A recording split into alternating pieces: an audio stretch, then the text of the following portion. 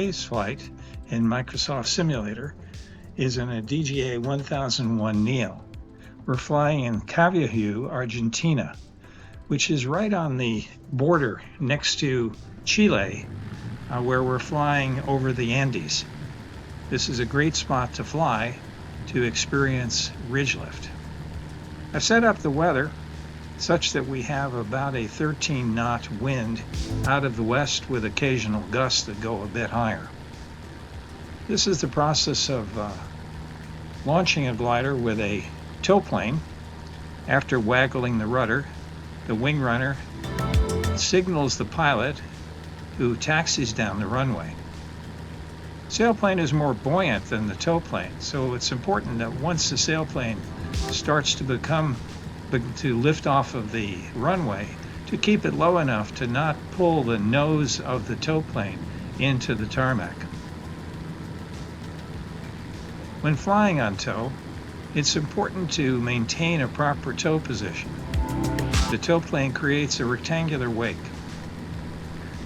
Here we're flying in a low tow position, maintaining as close to center of that behind that wake and below as I can as we continue to climb to altitude. This airport sits at 5,600 feet. We bought a tow to go to 3,000 feet. We will continue to fly, trying to get closer to where the ridge lift will be, and when we get to 3,000 feet, the pilot will indicate that and ask me to detach and continue to fly and allow him to fly back to the airport.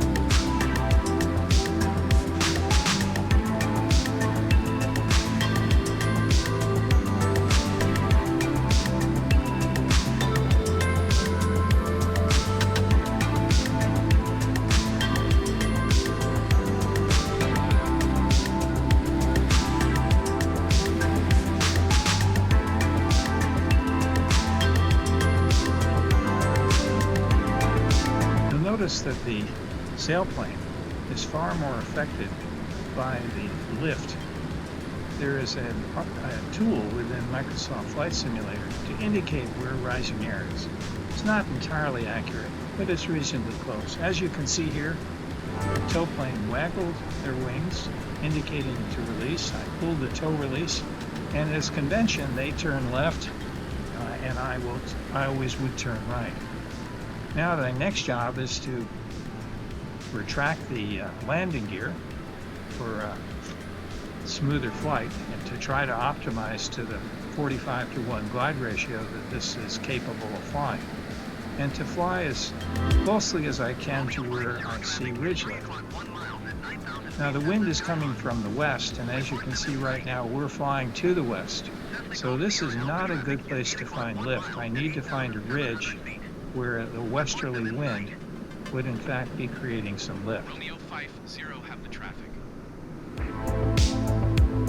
Noticing here, there is some lift where it's blowing into this ridge, and as I get into it, you'll notice that the vertical speed goes up quite a bit. The variometer is to indicate more instantaneously the amount of lift, but the variometer is not so reliable in this particular implementation of Microsoft Flight Simulator. When I'm in lift, my goal is to fly somewhere between 125 kilometers per hour and 168 kilometers per hour. So you'll see me trying to stay within that range. When I'm in sync, I will fly faster, more like 175 kilometers per hour, even a bit above that. On the speed ring, you'll notice there's a yellow arc. That's an area of reduced maneuverability, but that's not to say you can't fly in that range as well. But the optimum lift should be somewhere closer to 150 kilometers per hour. Now I'm in sync now, so I'm trying to find a better place to fly. Now it's important when flying ridge lift that you stay on the leeward side of the ridge. You make an excursion to the further over the ridge, there's an equal amount of downdraft, and people have gotten caught on the far side of the ridge when trying to fly ridge lift.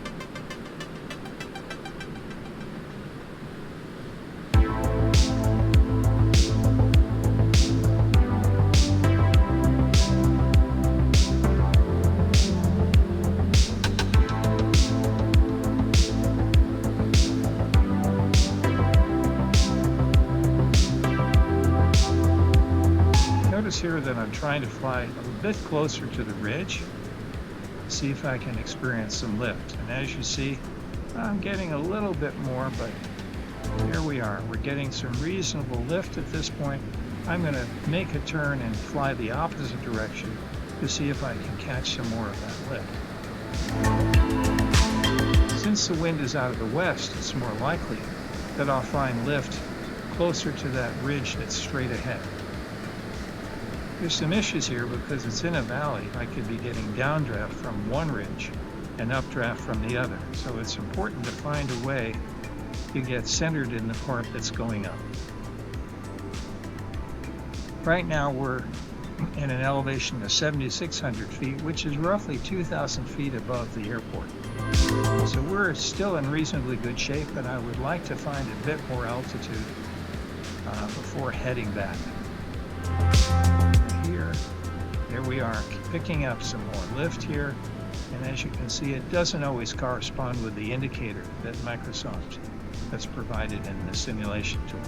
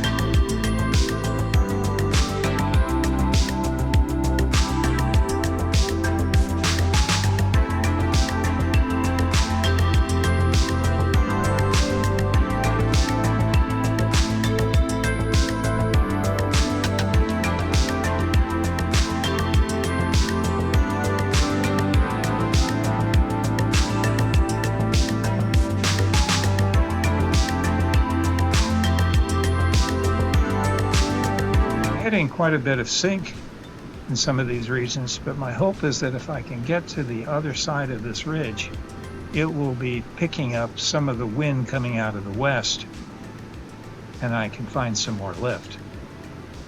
So at this point, I'll try to get as close as I can to the slope to try to protect myself from these downdrafts. And one would hope that as I get past the edge of this slope where the wind will be hitting it from the west, that there will be more lift. And in fact, there is some right now.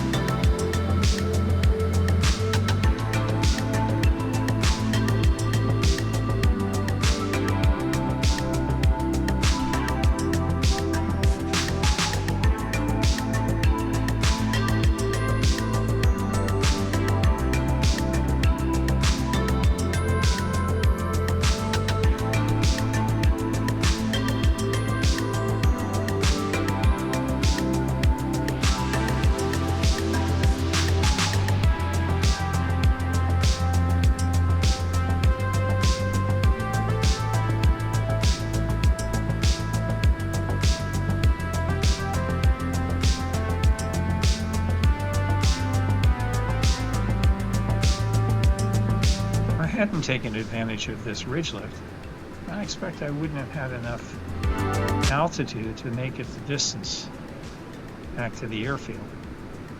While this sailplane does have an electric motor and a retractable prop, I've yet to give it a try. If I really were too low, I suppose I would be trying to figure that out.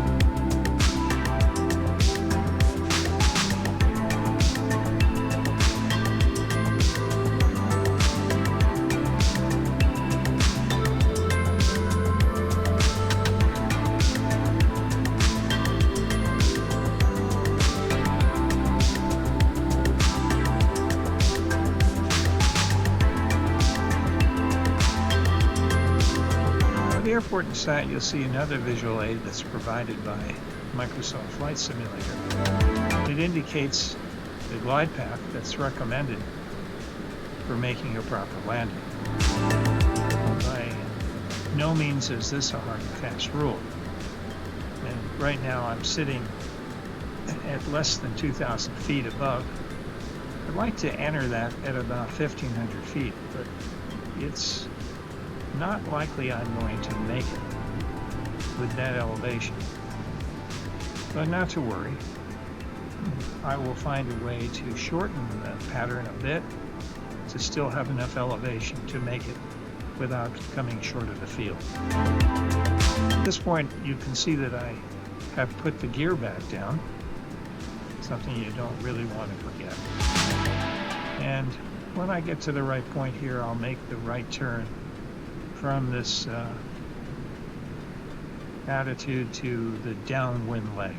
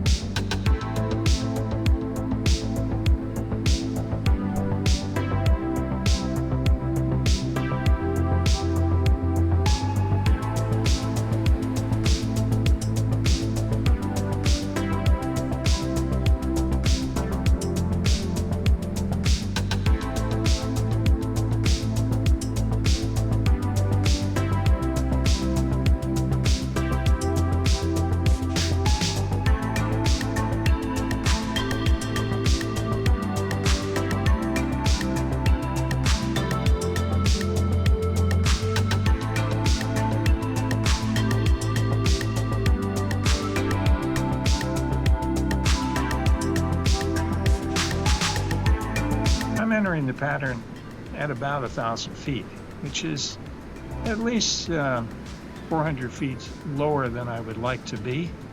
Now you see me jettisoning the water ballast.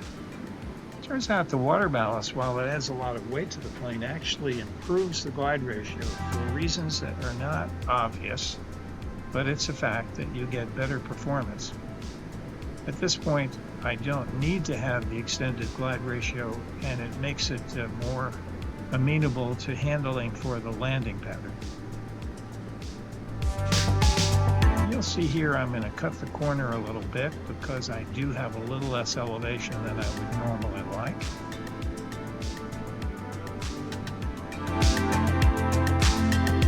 And I will have a look here at the runway. I like to look over my right shoulder and have a good look at the runway here in a bit, make sure that I'm lined up properly.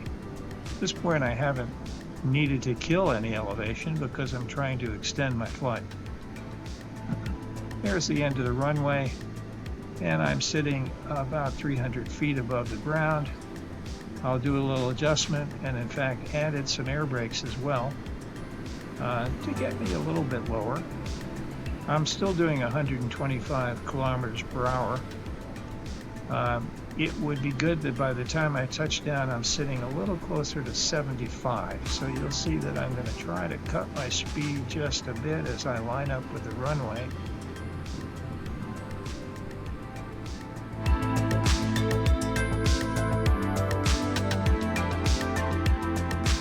Modulate my air brakes. If I had them fully extended, that would also turn on the brake and the wheel, so you don't want them to be extended when you touch the ground. Unfortunately, I had them a little bit out, so that was a bit of an abrupt landing, not my best, but the ground is in fact below me. Thanks for watching.